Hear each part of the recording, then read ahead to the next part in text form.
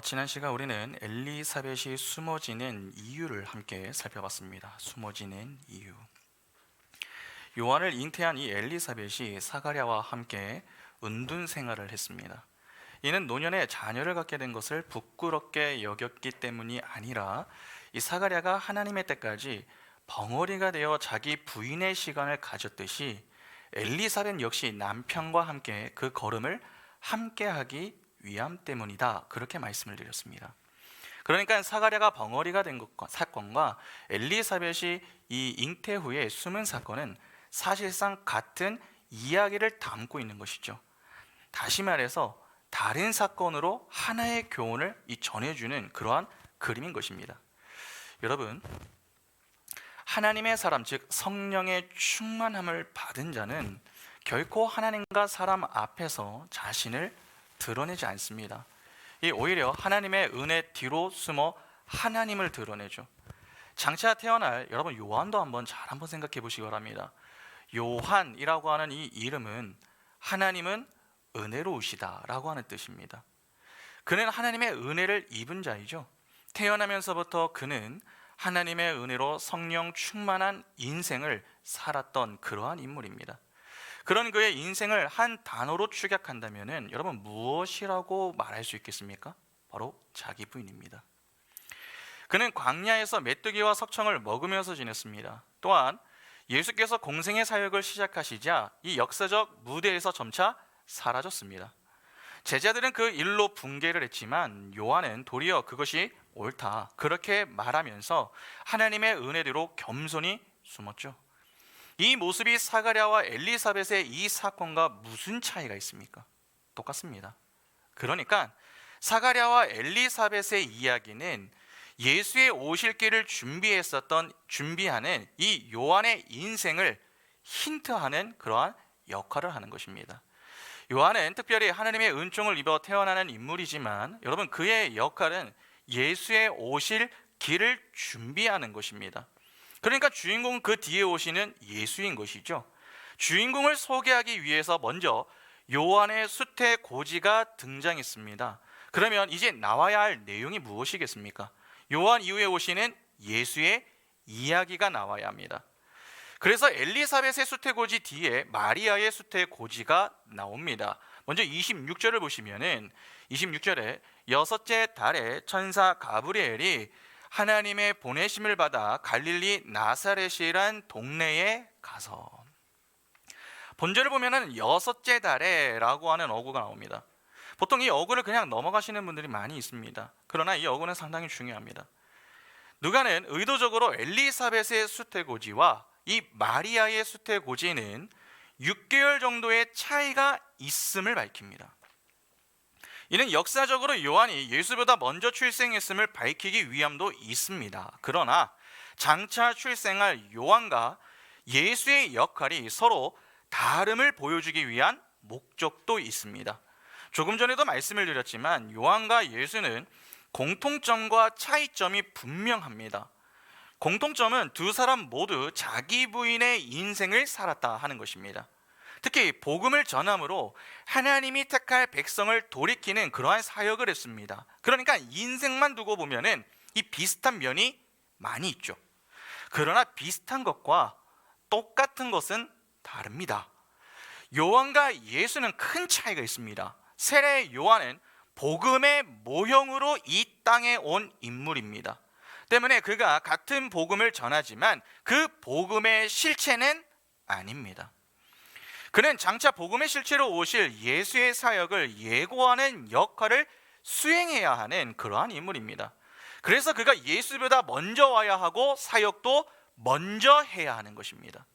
그러니까 사람들은 그 요한을 보면서 이후에 오실 복음의 실체이신 예수가 바로 저렇게 사시겠구나, 그렇게 예수를 볼 수 있어야 한다는 것이죠. 그래서 요한은 그렇게 열심히 살면서도 자신을 드러내지 않았던 것입니다. 왜냐하면 복음의 실체이신 예수를 드러내야 했기 때문입니다. 진짜 주인공은 요한이 아닙니다. 예수입니다. 아무리 먼저 태어나고 사역을 했어도 모형은 모형의 역할을 감당해야 하는 것입니다. 다시 말해서 모형은 실체를 드러내야 한다는 것이죠. 사실 우리도 요한과 같은 역할로 부름을 받은 자들이지 않습니까? 그러면 우리의 역할은 무엇입니까? 우리의 역할, 세상의 빛과 소금의 역할을 감당함으로 다시 오실 예수 그리스도, 복음의 실체이신 예수 그리스도를 드러내는 역할을 해야 합니다. 다시 말해서 보이는 자신을 통해서 보이지 않는 하나님을 드러내야 한다는 것이죠. 그러니까 내가 무언가를 한다고 해서 내가 주목을 받으면 안 됩니다. 오히려 자신을 통해 복음의 실체이신 예수 그리스도께서 주목을 받도록 해야 하는 것이죠. 그러나 오늘 대부분의 경우는 어떻습니까? 여러분, 마태복음 6장 3절 4절 말씀 잘 아시죠? 한번 볼까요? 너는 구제할 때에 오른손이 하는 것을 왼손이 모르게 하여 내 구제함을 은밀하게 하라. 은밀한 중에 보시는 너희 아버지께서 갚으시리라.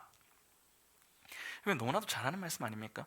성경은 오른손이 한 것을 왼손이 모르게 하라, 그렇게 이야기합니다. 무슨 말입니까? 주인공이 되려고 하지 말라는 것입니다. 그런데 우리는 어떻습니까? 오른손이 한 것을 왼손이 알게 한다, 그 정도가 아니라 양손을 다 보여주어서 내가 주인공이 되려고 합니다. 물론 대놓고 주인공이 되려고 하는 사람들은요 별로 없습니다. 그러나 은근히 자기의 의를 드러내고 싶어하는 욕심은 내려놓지 못합니다. 그래서 자신이 땀을 흘리며 수고한 것이 있을 때에 사람들이 알아주고 인정해 주기를 내심 기대하는 것이죠. 집사님 얼마나 고생하셨습니까? 권사님 없으면 식당 운영이 안 되겠어요.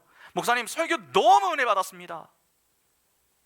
그렇게 사람들이 알아주고 인정해 주기를 바라며 그 인정과 긍정적인 평가를 위해서 더 열심히 합니다.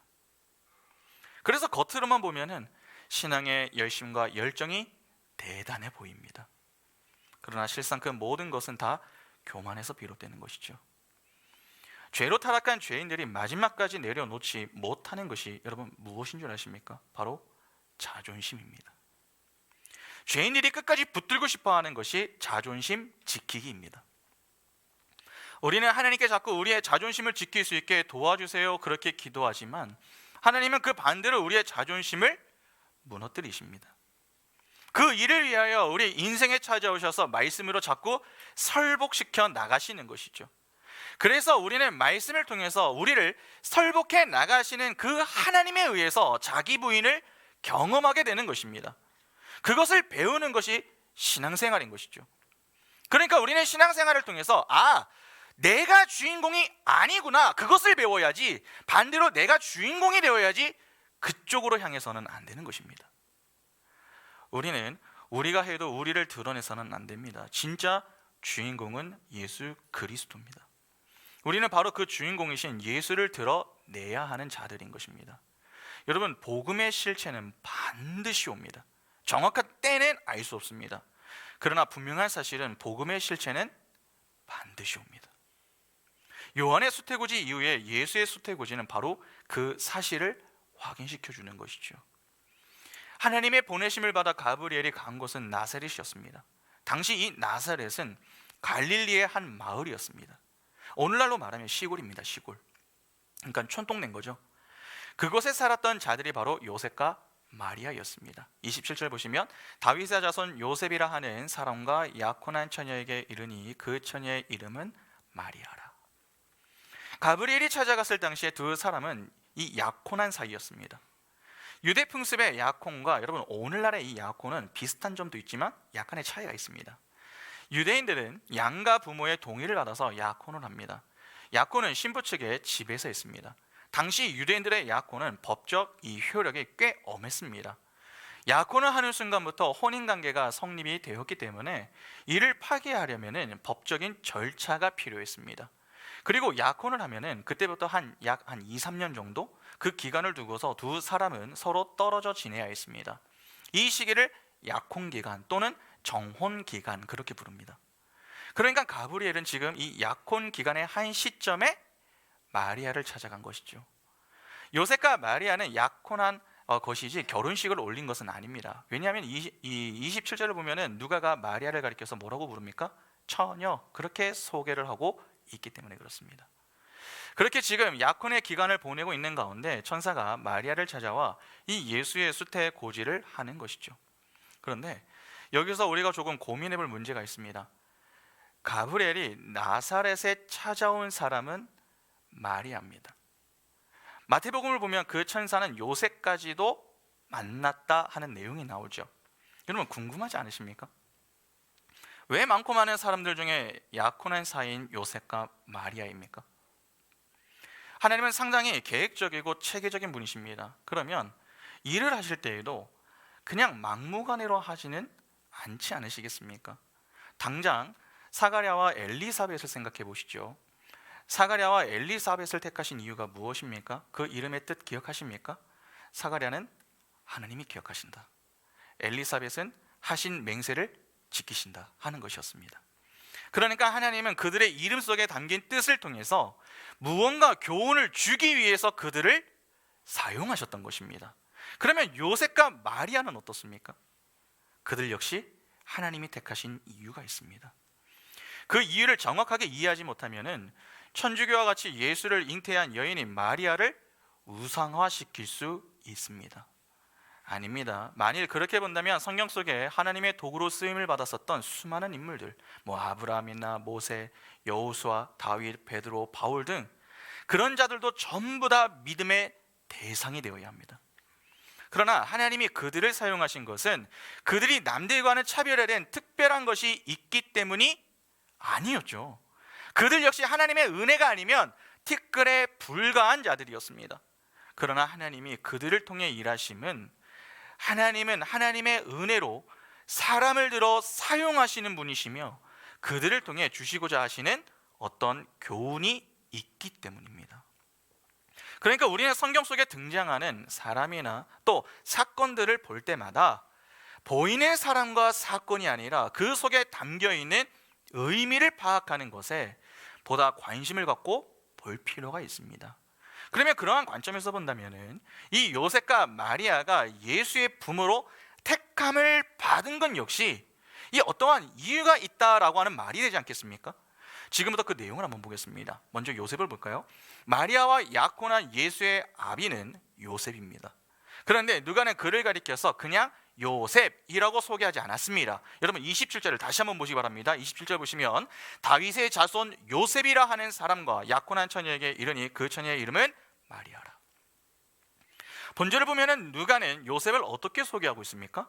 다윗의 자손 요셉이라고 그가 다윗의 후손임을 강조합니다. 본절만 그런 게 아닙니다. 여러분 마태복음 1장 20절을 잠시 한번 보시기 바랍니다. 이 일을 생각할 때에 주의 사자가 현몽하여 이르되 다윗의 자손 요셉아 내 아내 마리아 데려오기를 무서워하지 말라 그에게 잉태된 자는 성령으로 된 것이라. 그러면 예수는 여러분 누구의 자손을 통해 오신 분이다 라고 하는 말입니까? 다윗의 자손을 통해 오신 분이 됩니다. 예수가 다윗의 자손으로 오시는 것은 매우 중요한 문제입니다. 두 가지 이유 때문에 그렇습니다. 먼저 예수께서 다윗의 자손으로 오심은 구약의 예언을 성취하는 것이 됩니다. 이사야 11장 1절과 2절 보시면 이새의 줄기에서 한 싹이 나며 그 뿌리에서 한 가지가 나서 결실할 것이요 그의 위에 여호와의 영 곧 지혜와 총명의 영이요 모략과 재능의 영이요 지식과 여호와를 경외하는 영이 강림하시리니. 이새의 줄기에서 한 싹이 나며 그 뿌리에서 한 가지가 나서 결실을 맺는다 그렇게 말씀합니다. 이는 다윗과 그 자손을 통한 예수 그리스도의 오심을 예언하는 것입니다. 하나님이 다윗의 때에 그와 언약을 맺었습니다. 그런데 그때 하나님이 그에게 하신 말씀이 있습니다. 사무엘하 7장 12절과 13절 보시면은 내 수완이 차서 내 조상들과 함께 누울 때에 내가 내 몸에서 내 씨를 내 뒤에 세워 그의 나라를 견고하게 하리라. 그는 내 이름을 위하여 집을 건축할 것이요 나는 그의 나라 왕위를 영원히 견고하게 하리라. 여러분 지금 하나님이 무슨 말씀을 하십니까? 그의 몸에서 난 씨를 통해서 그의 나라 왕위를 영원히 견고하게 하시겠다 그렇게 약속을 하십니다. 이는 당시 다윗의 나라를 이야기하는 게 아닙니다. 만일 그렇게 해석하면은 문제가 발생하죠. 통일 왕국이었던 이 이스라엘이 솔로몬 이후에 주전 930년 이후에 분열 왕국, 즉 북이스라엘과 남유다로 나뉘게 됩니다. 그런데 그렇게 분열된 두 나라가 어떻게 됩니까? 주전 722년에 북이스라엘이 아수르에서 먼저 멸망하고 이후 주전 586년에 남유다 역시 바벨론에 의해서 멸망을 합니다. 그렇게 두 나라는 순차적으로 역사의 무대 뒤편으로 사라지게 되죠. 만일 하나님이 하신 약속이 진짜 보이는 나라의 이야기라면 하나님이 다윗에게 하신 이 말씀은 거짓말이 됩니다. 그러니까 이는 문자 그대로 해석하기란 어려움이 있는 것이죠. 오히려 그 속에 담긴 의미를 조금 생각을 해야 됩니다. 하나님이 말씀하시는 씨와 나라는 장차 다윗의 자손을 통해 오실 예수와 그분의 나라, 즉 하나님의 나라를 말씀하시는 겁니다. 하나님의 나라는 어떠합니까? 영원합니다. 그런데 그 나라를 견고하게 하시기 위하여서 오시는 분이 누굽니까? 예수 그리스도입니다. 그러니까 예수는 의도치 않게 이 땅에 갑자기 오신 분이 아닙니다. 하나님의 약속에 따라 오신 분이십니다. 달리 말해서 언약의 성취로 오신 분이시다 하는 것이죠. 그런 점에서 다윗의 자손이란 표현은 하나님이 어떤 분이신가? 바로 언약의 신실하신 분이시다. 그것을 강조하는 표현이 되는 것입니다. 그래서 복음서를 보면은 예수는 다윗의 자손임을 늘 강조합니다. 특히 마태복음의 경우에 첫 시작부터 이 사실을 밝히죠. 마태복음 1장 1절 보시면 아브라함과 다윗의 자손 예수 그리스도의 계보라. 예수는 절대 그냥 오시면 안 됩니다. 반드시 다윗의 자손으로 오셔야 합니다. 그래서 당시 요셉이라는 이름을 가지고 있는 자들이 많이 있었으나 그 중에 특별히 다윗의 자손 요셉을 통하여서 이 땅에 오셨던 것입니다. 그런데 그분이 다윗의 자손으로 오셔야 하는 또 하나의 이유가 있습니다. 여러분, 예수는 어떤 분이십니까? 하늘의 왕이시죠. 그분은 하나님이십니다. 성부 하나님과 모든 만물을 창조하실 때에 함께 계시며 만물을 지으시고 다스리셨던 하늘의 왕이셨습니다. 히브리서 1장 2절 보시면 이 모든 날 마지막에는 아들을 통하여 우리에게 말씀하셨으니 이 아들을 만유의 상속자로 세우시고 또 그로 말미암아 모든 세계를 지으셨느니라. 또 실제 공생의 사역 중에 예수께서 이런 말씀을 하신 적이 있습니다. 요한복음 5장 17절 보시면 예수께서 그들에게 이르시되 내 아버지께서 이제까지 일하시니 나도 일한다 하시매. 성부 하나님이 일하시는데 자신도 그분과 함께 일한다라고 말씀합니다. 마치 신성모독으로 들리는 그러한 말씀을 과감하게 하신 것이죠. 그러면 예수께서 성부 하나님과 함께 일하실 수 있는 여러분 이유가 무엇 때문입니까? 간단합니다. 그분이 하늘의 왕, 즉 하나님이시기 때문에 그렇습니다. 우리는 성부 하나님이 1등, 성자 예수님이 2등, 성령 하나님이 3등이다 그렇게 인식하는 경우가 많습니다.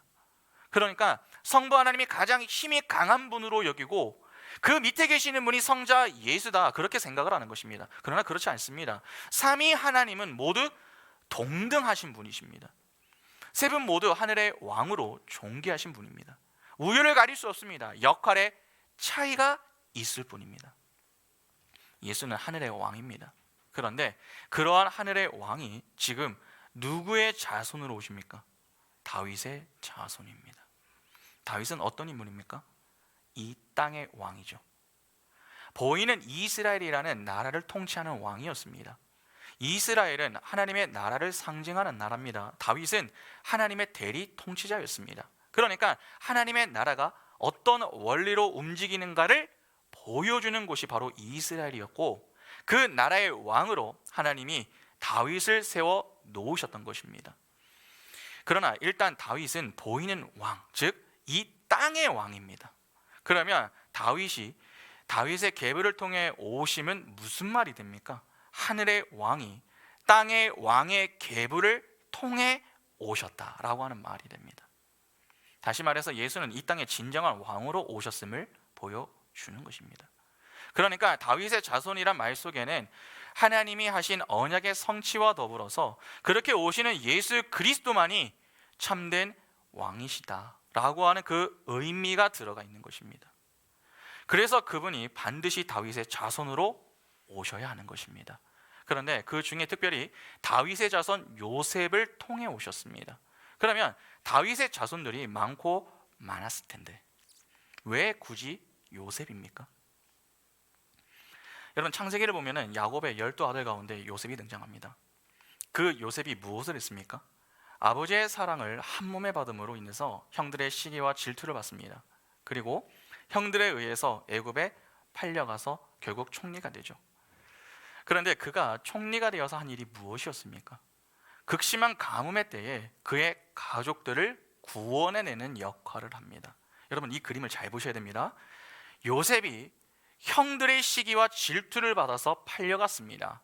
다른 사람들도 아니고 요셉을 가장 잘 아는 형제들이 시기하고 질투를 했습니다. 이에 사랑의 대상인 요셉을 돈을 받고 팔아버린 것입니다. 동생을 팔아버렸으면 곧 그를 죽음의 자리에 서게 만든 것입니다. 그러니까 요셉은 사실상 죽음의 자리에서 죽은 것과 다르지 않습니다. 그러나 요셉은 죽지 않고 살아서 가뭄으로 인해 죽어야 하는 그의 가족들을 살려내죠. 요셉 편에서 형제들은 그의 원수나 다름이 없습니다. 그래서 실제 형들은 요셉이 자신들이 했던 악에 대한 복수를 이 요셉이 하는 것이 아닌지 매우 두려워했습니다. 창세기 50장을 보시면 15절부터 이렇게 나옵니다.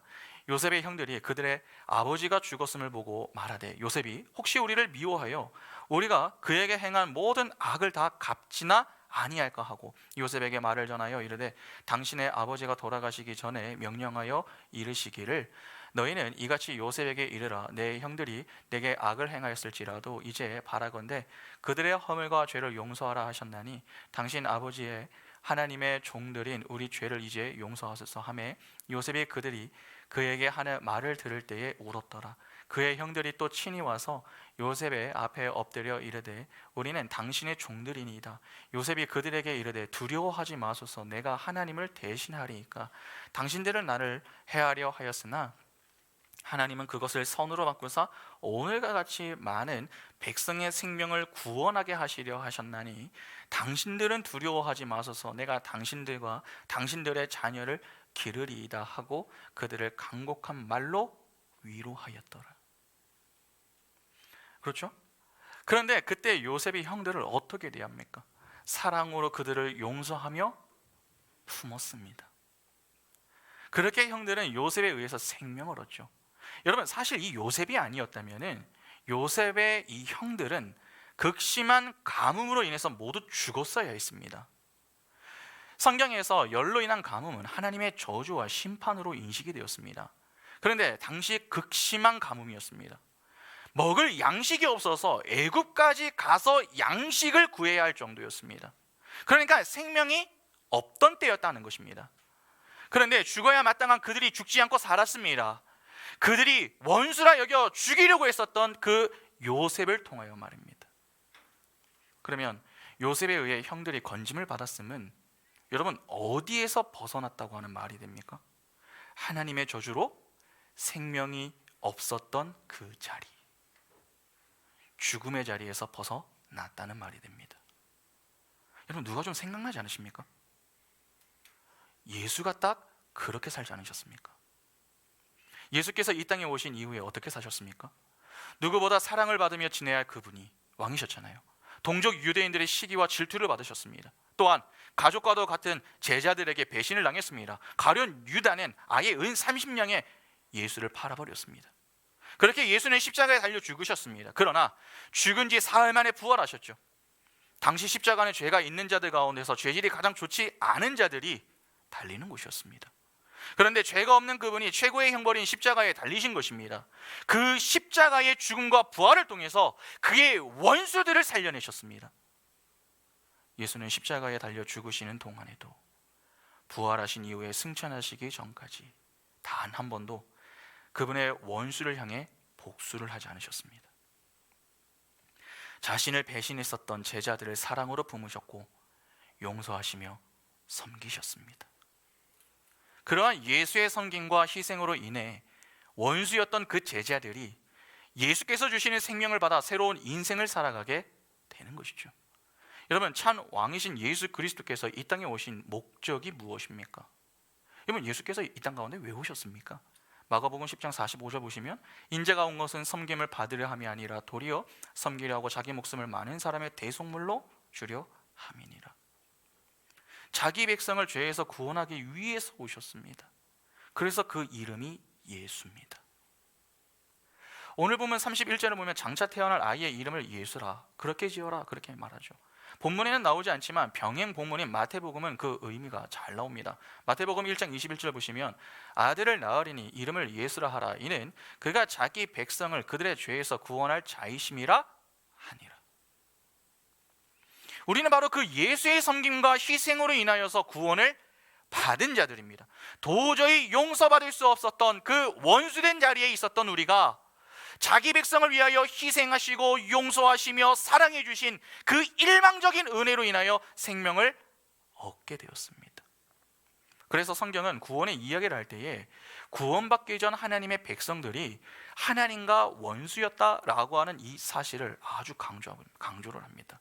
로마서 5장 10절 보시면 곧 우리가 원수 되었을 때에 그의 아들의 죽으심으로 말미암아 하나님과 화목하게 되었은즉 화목하게 된 자로서는 더욱 그의 살아나심으로 말미암아 구원을 받을 것이니라. 골로새서 1장 21절과 22절 보시면 전에 악한 행실로 멀리 떠나 마음으로 원수가 되었던 너희를 이제는 그의 육체의 죽음으로 말미암아 화목하게 하사 너희를 거룩하고 흠없고 책망할 것이 없는 자로 그 앞에 세우고자 하셨으니. 그러니까 요셉이라고 하는 이 이름은 예수를 소개하는 역할도 하지만 동시에 그 예수로 인해 구원받을 자기 백성, 즉 교회와 성도가 어떠한 은혜로 죄에서 구원을 받게 될 것인가 하는 것을 소개해주는 역할도 하는 것입니다. 그러면 예수의 어미인 마리아는 어떻습니까? 마리아, 신약시대의 여자 아이의 이름 중에 가장 흔했던 이름 그리고 선호했었던 이름이 여러분 마리아였습니다. 그러면 하나님은 가장 유명한 이름을 갖고 있었기 때문에 마리아를 택한 것입니까? 그렇지 않습니다. 여러분, 마리아란 헬라어 이름은 히브리어 메리에서 나온 것입니다. 메리.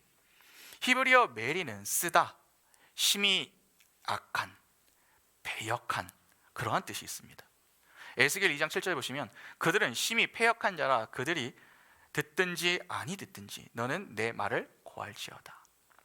여기 패역한이라고 번역이 된 이 단어가 바로 메리입니다. 메리.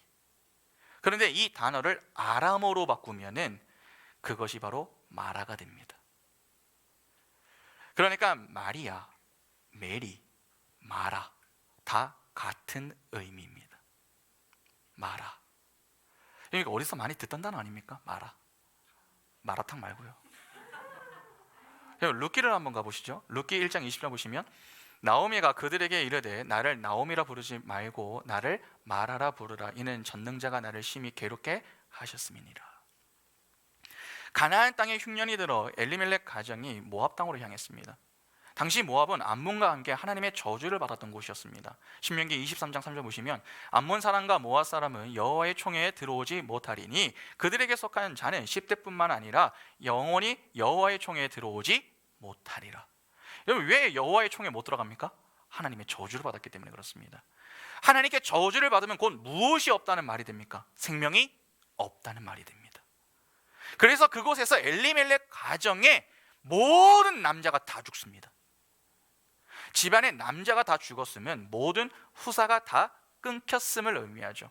그러니까 엘리멜렉 가정은 모압 땅에서 생명을 잃어버린 상태가 된 것입니다.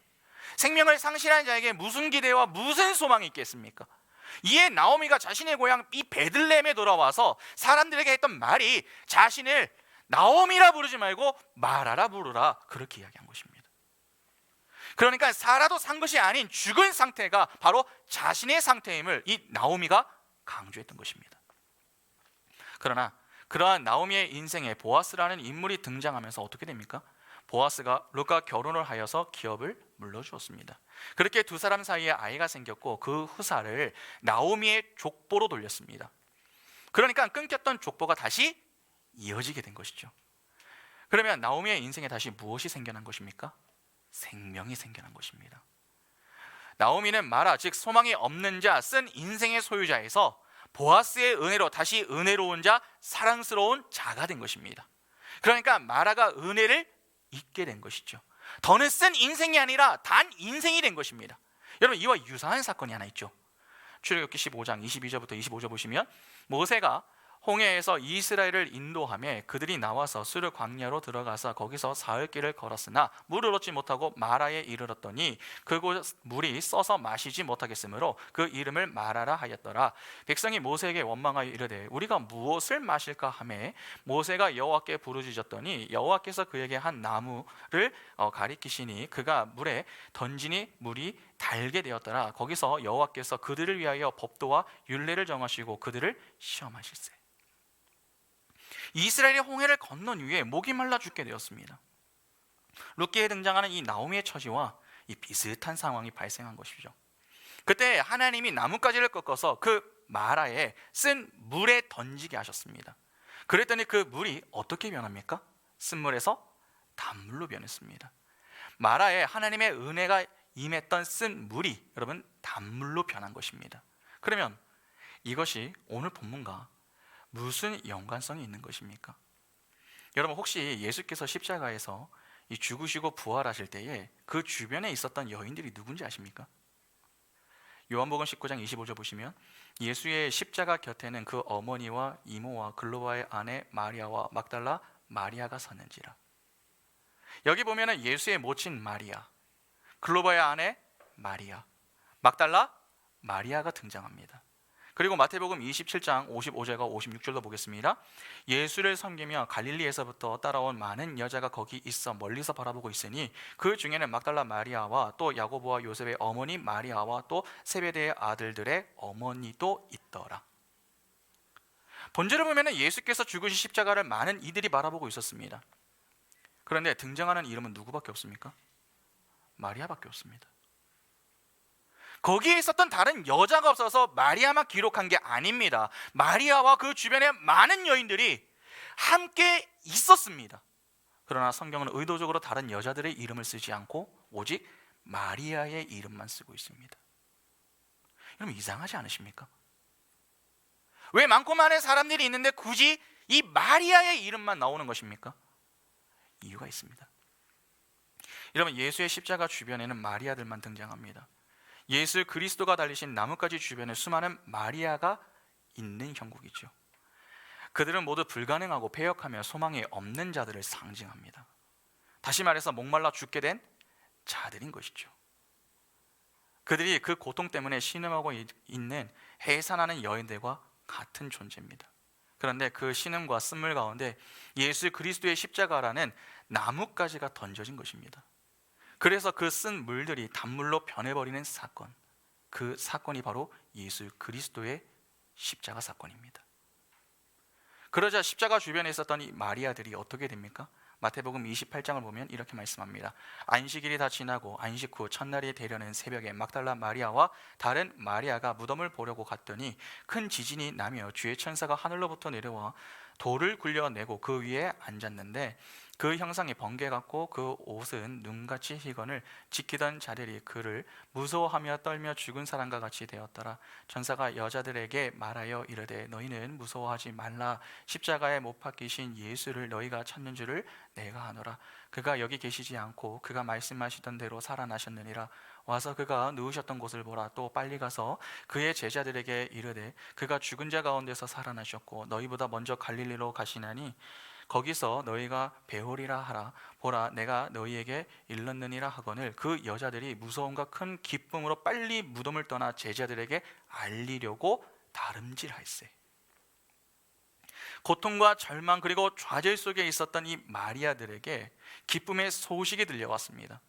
이에 그들이 큰 기쁨에 빠지게 되었고 그 큰 기쁨 속에 다른 이들에게 기쁨의 소식을 전하기 위하여 달려왔습니다. 마리아의 쓴물이 십자가라는 나뭇가지에 의해서 단물이 된 것이죠.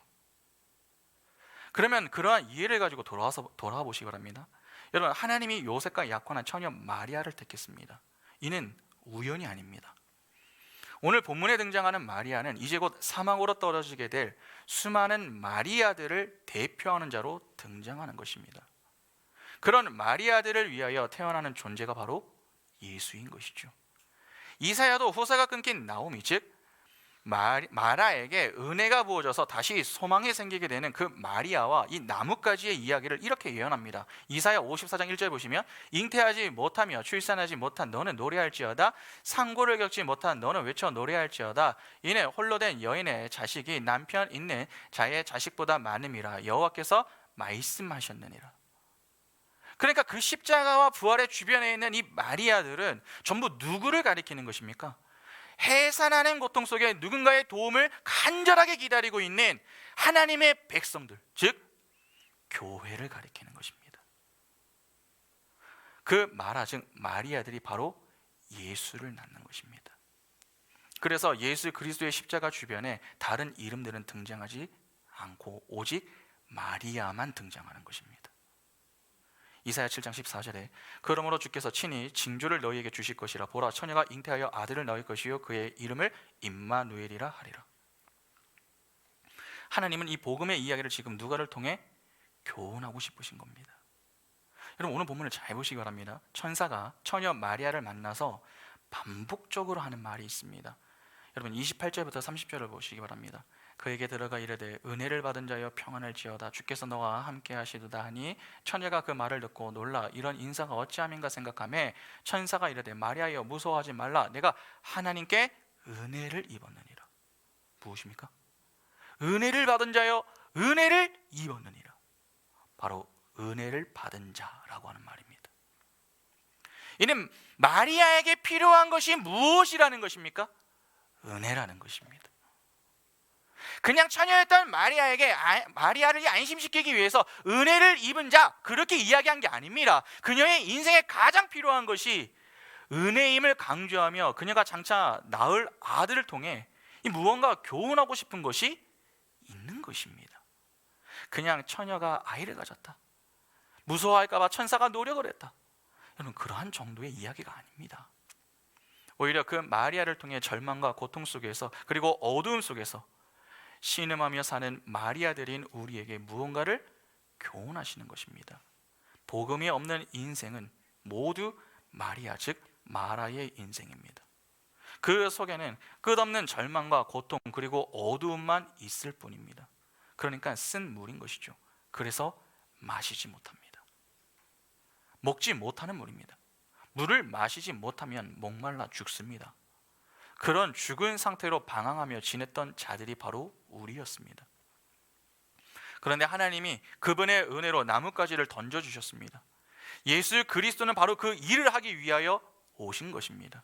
그래서 주님이 오셔서 어디에 달리셨습니까? 나무로 만든 그 십자가에 달려 죽으시는 것입니다. 선악과와 생명나무로 만든 그 십자가. 그렇게 쓴물의 인생을 사는 우리의 인생에 주님의 십자가라는 나뭇가지가 던져져서 단물이 되었습니다. 이제는 주님이 주시는 생수를 마시며 슬픔이 아니라 기쁨을 경험할 수 있는 그러한 산 존재가 된 것이죠. 그래서 슬픔에 찬 마리아가 아니라 기쁨에 찬 마리아의 인생이 된 것입니다. 그러면 예수는 왜 오시는 것입니까? 기쁨을 주기 위해 오시는 것입니다. 그래서 복음을 굿뉴스라고 하는 것입니다. 그런데 여기서 놓치지 말아야 할 것이 있습니다. 마리아를 통해 예수가 태어남은 단지 기쁨을 주신다 하는 정도의 의미만 지니는 것이 아닙니다. 마리아가 예수를 낳는데 여러분 주어지는 것이 무엇입니까? 은혜입니다. 은혜는 기쁨이죠. 그 은혜의 기쁨을 통해 마리아가 아들을 낳는 것입니다. 그 아들이 바로 예수입니다. 그러면 예수의 은혜로 기쁨을 맛본 마리아들 역시 어떠하다는 말이 됩니까? 아들을 낳는다는 말이 됩니다. 다시 말해서 기쁨의 마리아가 된 교회는 예수를 낳는다 하는 것입니다. 그래서 마지막 31절은 이렇게 마무리합니다. 보라, 내가 잉태하여 아들을 낳으리니 그 이름을 예수라 하라. 꼭 기억하시기 바랍니다. 예수는 교회를 낳습니다. 그리고 교회는 예수를 낳습니다. 하나님이 요셉과 마리아를 택하신 것은 분명한 의도가 있기 때문입니다. 여러분 그냥 재수가 좋기 때문이 아닙니다. 사가랴와 엘리사벳을 사용하신 분명한 목적이 있었듯이 요셉과 마리아 역시 택함을 입은 이유가 있습니다. 성경은 요셉을 가리켜서 의로운 자라고 소개합니다. 마태복음 1장 19절 보시면 그의 남편 요셉은 의로운 사람이라 그를 드러내지 아니하고 가만히 끊고자 하여. 가끔 이 구절만 보고서 사람들은 오해를 하죠. 봐봐라, 요셉이 이렇게 의로웠으니 예수의 아버지로 택함을 입은 것 아니겠느냐. 그러니까 우리도 의롭게 지내면은 하나님이 우리를 택해 주실 것이다. 그렇게 무리한 해석과 실제 여러분 그렇게 설교하시는 목회자들이 있습니다. 그는 절대 그렇지 않습니다. 여러분 본문을 잘 보셔야 됩니다. 요셉은 의로운 사람입니다. 그런데 그런 그가 지금 무엇을 하려고 합니까? 마리아가 잉태된 그 사실을 알고 가만히 끊고자 했다고 했습니다. 무슨 말입니까? 하나님의 일에 협조하는 것이 아니라 방해를 하고 있는 것입니다. 그러니까 그의 의로움은 하나님의 은혜 때문인 것이지 그가 남들과 어떤 차이가 있었기 때문은 아닌 것입니다. 사가랴의 모습을 통해서도 이미 우리는 그 사실을 다 확인하지 않았습니까? 예수는 그런 의로운 자들의 행위를 통해 오시는 게 아닙니다. 오직 하나님의 은혜로 오시는 것입니다. 인간의 모든 방해에도 하나님의 뜻은 꺾이지 않습니다. 그러니까 예수는 자기 백성을 향한 하나님의 극진한 사랑의 결과로 오신 것이지 우리가 어떤 노력과 행위로 보답을 받은 게 아닙니다. 그런 점에서 자꾸 요셉과 마리아 자체를 특별하게 보는 것은 여러분 자제해야 합니다. 오히려 그들을 통해 주시고자 하시는 하나님의 교훈에 초점을 두는 것이 적절한 것이죠. 여러분 하나님이 왜 요셉과 마리아를 택하신 것입니까? 복음의 실체로 오시는 예수 그리스도가 어떤 분이시며 무엇을 위하여 오셨는지, 그리고 그 결과로 자기 백성이 어떤 삶을 살아가게 될 것인가 하는 것을 교훈하기 위하여 그 두 사람을 택하신 것입니다. 다른 이유는 없습니다. 자기 백성인 교회에게 교훈을 주기 위해서 그 두 사람을 잠시 들어 사용하셨을 뿐입니다. 예수는 어떤 분이십니까? 하나님의 언약의 성취자로 오시는 분이시며 모든 만물 가운데 진정한 왕으로 오시는 분이십니다. 그분은 왜 오셨습니까? 자기 백성을 없음의 자리에서 있음의 자리에 서게 하시기 위해서, 즉 죄에서 구원하여 생명을 주기 위해 오시는 것입니다. 그 결과 하나님의 백성들은 무엇을 얻게 되며 어떤 삶을 살게 됩니까? 쓴물의 인생을 살아야 하는 그 인생에서 단물의 인생을 사는 자가 되어 예수라는 아들을 낳는 인생이 됩니다. 오늘 우리는 그 복음의 실체이신 예수 그리스도를 바르게 알고 있습니까? 그분이 오신 이유를 정확히 알고 있으며 그분이 베푸신 구원의 은혜에 기쁨과 감격을 갖고 살아가고 있습니까? 더 나아가 우리는 제대로 된 열매를 맺으며 살고 있습니까? 은혜의 기쁨을 맛본 자는 반드시 예수를 낳아야 합니다. 모든 인간은 자녀를 낳습니다. 그런데 두 부류로 나뉩니다. 한 부류는 예수 그리스도로 인한 구원의 은혜와 그로 인한 기쁨이 없는 자들은 자신이라고 하는 자녀를 낳습니다. 그런 자들은 끊임없이 자신을 위해 살아갑니다. 살아도 자신을 위해 살고 죽어도 자신을 위해서 죽습니다. 가룟 유다와 같은 거죠. 그러니까 자신의 자존심을 챙기며 사는 것입니다. 그러나 예수 그리스도로 인하여 구원의 은혜와 기쁨을 맛본 자는 낳는 자녀가 다릅니다. 자신이 아니라 이제는 예수라는 자녀를 낳습니다. 예수라는 자녀는 누가 낳는 것입니까? 작은 예수가 낳을 수 있는 것입니다. 예수는 교회를 낳습니다. 그래서 예수가 누군지 모르면은 우리는 태어날 수가 없습니다. 하나님을 아는 지식이 필요한 이유가 바로 여기에 있는 것이죠. 예수 안에서 교회가 탄생합니다. 그렇게 탄생하게 된 교회는 다시 예수를 낳습니다. 작은 예수로 사는 우리의 인생은 이러한 예수를 낳는 모습이 여러분 진정 있습니까? 예수의 성품을 낳고 그 열매로 인한 기쁨과 감격이 있어야 합니다. 평생 교회를 다니면서도 이러한 열매가 없다면 우리는 좀 진지하게 고민해 볼 필요가 있습니다. 내 신앙이 진짜로 건강한 신앙이 맞는지, 또는 내 신앙이 아직 미숙한 것은 아닌지, 내가 예수를 제대로 믿고 있는지 아닌지 내 신앙에 대해서 고민을 해야 합니다.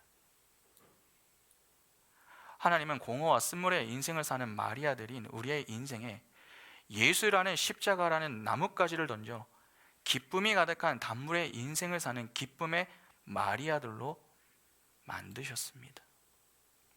그리고 참 왕이신 그 하나님이 오늘 우리의 인생을 다스리시며 우리 인생에 동행하시고 우리를 선하게 인도해 주고 계십니다. 그러면 우리가 할 일은 무엇입니까? 이제 주님이 우리에게 값없는 사랑으로 베푸시는 그 은혜를 은혜로 바르게 깨닫고 감사하는 것 아니겠습니까? 하나님을 아는 바른 지식을 갖고 하나님과 그분이 보내신 자 예수 그리스도를 믿으며 사는 것 아니겠습니까? 그리고 이제는 나를 낳는 인생이 아니라 예수를 낳는 인생이 되어야 하지 않겠습니까? 믿음의 눈을 열고 복음의 실체이신 예수 그리스도를 바라보시기 바랍니다. 그래야 오늘 내 인생에 참된 기쁨을 주시는 예수 그리스도와 동행하며 기쁨으로 작은 예수의 인생으로 예수를 낳는 복된 인생으로 날마다 하나님께만 영광을 돌릴 수 있기를 간절히 소망합니다. 함께 찬양하겠습니다.